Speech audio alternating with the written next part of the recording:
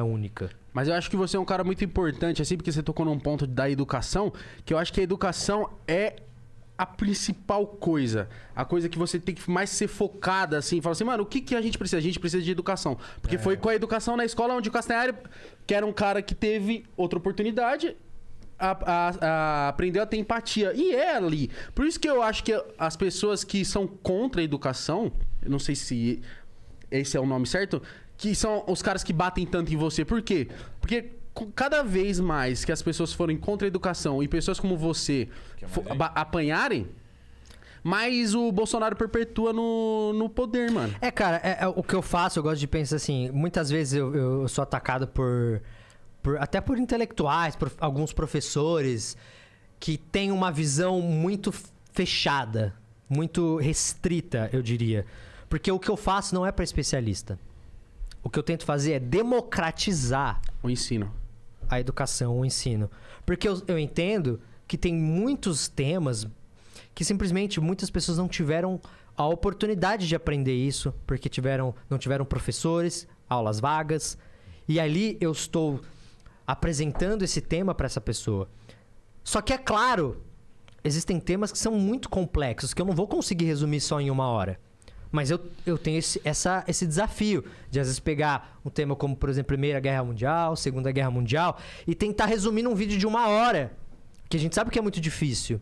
E aí um professor, um historiador, que passou a vida inteira estudando aquilo e que enxerga de uma outra forma... Como ousa ensinar a Primeira Guerra Mundial em 1 hora? Não, e como você não falou daquilo, e como faltou isso, e sei lá o quê. Ele não entende que o que eu estou fazendo é apresentar o tema pra pessoa que nunca viu, que não faz a menor ideia do que seja. E o professor de história também não entende que pra você aprender história, você não precisa decorar o nome de cada pessoa e saber o ano de cada coisa. Você precisa saber do porquê e no que desencadeou, tá ligado? E assim, é uma simples questão do o que eu faço. O que eu faço é pra apresentar o tema e é pra gerar a curiosidade. E eu conto, e eu preciso, e eu me utilizo de profissionais. Eu tenho historiador, eu contrato historiadores. Essas pessoas estão do meu lado me auxiliando e elas que estão do meu lado entendem que muitas vezes tem coisa ali, às vezes que eu tô lá no roteiro, aí a gente passa pro historiador, aí ele vai, mexe um monte de coisa, aí eu começo a ler e falo, cara, isso aqui eu não tô entendendo mais porra nenhuma. Eu falei, você tá falando grego pra mim aqui, brother. Isso aqui tem que ser simplificado. Então, o grande pulo do gato do meu canal é justamente traduzir uma informação mais complexa pra uma linguagem simples.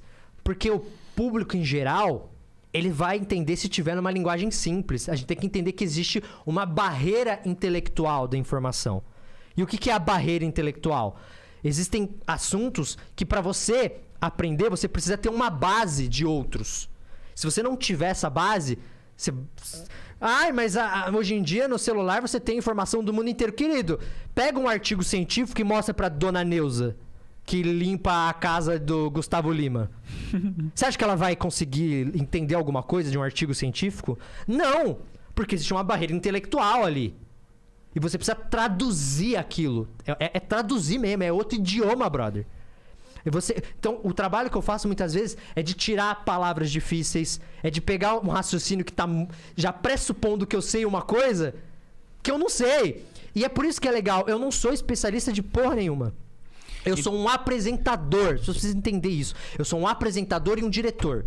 Eu sou muito bom nisso. Eu era animador 3D, velho, antes de começar a trabalhar com isso. Eu sou bom no visual e eu sou bom em traduzir a informação. Então, quando às vezes eu pego o roteiro que já passou pelo historiador, eu começo a reler e eu falo, nossa, mas isso aqui... Peraí, que você tá falando de uma coisa que você sabe o que é, mas que eu não faço a menor ideia. Você tá pressupondo que as pessoas vão entender isso? Você já perdeu o cara ali, velho. Se o cara começou a ver o vídeo e eu falei um termo que ele não sabe o que é, ele já... ele já não vai entender todo o resto. E já larga. Já muito perdeu. Difícil, né? E aí, só que aí se o cara que é às vezes um intelectual, sabe? E aí ele vai... E aí tem aquele ponto também da questão da visão, por exemplo. Vou entrar no ponto ali de um vídeo que eu fiz sobre o fascismo. De que eu fui atacado pela esquerda e pela direita. Caraca. Pela extrema esquerda e pela extrema direita. O que é natural. É natural, porque a extrema esquerda defende o comunismo. Acha que comunismo é uma coisa muito boa. Eu não acho. Eu não acho. Eu acho que é extremo da mesma forma. Assim como eu também não acho que a extrema-direita é uma coisa legal.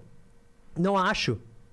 Eu estou mais no meio ali mesmo. Por mais que eu tendo um pouco mais para as pautas de esquerda, que elas são mais humanitárias, e é o que eu acho que, assim, às vezes, a extrema-direita falta muito nisso, que é essa humanidade, né? É simplesmente querer jogar fora uma grande parcela da sociedade, e eu acho isso errado. Mas, assim, não importa.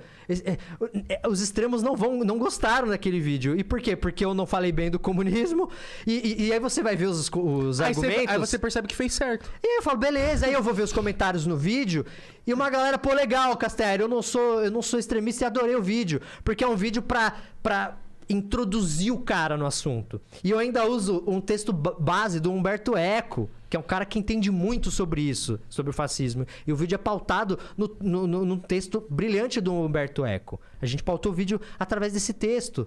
Então, assim, eu entendo como isso pode enfurecer uma galera que, pô, se o cara acha que o comunismo é uma coisa muito legal, e ele vai ver lá e eu não estou elogiando o comunismo, ele vai achar que o vídeo é uma merda. E aí ele vai lá na rede social, o Castelli é irresponsável, olha esse vídeo. Mas você foi cancelado querido, por isso? É a sua visão. E assim, e aí quando a gente para pra pensar, mas não é irresponsável. Eu usei 3 historiadores revisaram esse vídeo. E, cara, existem coisas na história que são debatidas na própria academia. Os próprios historiadores se matam em relação a algumas questões. Não existe consenso, porque é simples assim. Na história, você não vai ter o lado certo e o lado errado. Para os japoneses, os Estados Unidos eram os vilões ou os mocinhos da Segunda Guerra Mundial? Uns desgraçados. Quando o pessoal de Hiroshima e Nagasaki tomou a porra de 2 bombas nucleares na cabeça, eles acharam os Estados Unidos os good guys ou os bad guys? É lógico que os japoneses acham que eles são os... Mas aí os americanos que estavam em Pearl Harbor, que também foram atacados pelos japoneses, eles acham que os japoneses são os vilões ou os mocinhos? Os vilão.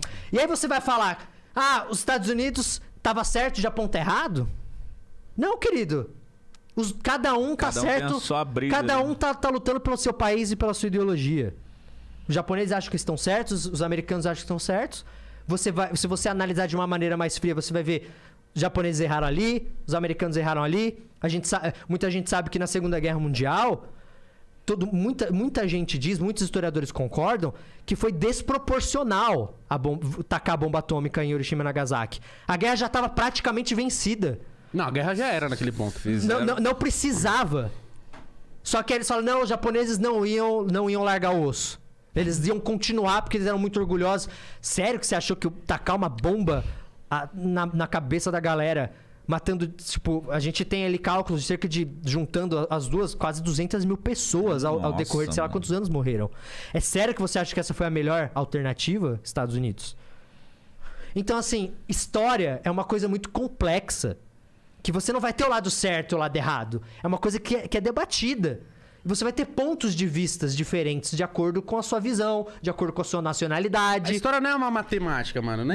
Não é exatas. Não é exata, né? Não é exatas. Não é, cara. Então, assim, você precisa entender isso. Quando eu fiz o vídeo da ditadura militar, teve gente que criticou, que fala, não houve ditadura no Brasil. Minha avó acha que a ditadura foi bom.